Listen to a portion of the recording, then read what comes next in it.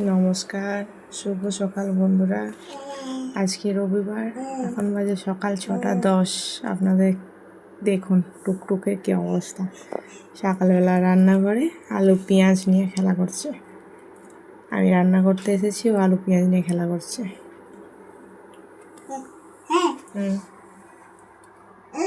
মেসো duty যাবে, মাসি চলে গেছে 5টায়, 4টে দিকে উঠেছে।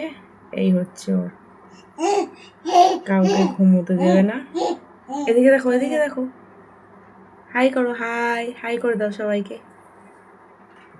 হাই করে দাও, হাই করো। এই যে সকাল থেকে আলু পেঁয়াজ নিয়ে রান্না, এখানে আমি রান্না করব, ও খেলা করে। এই যে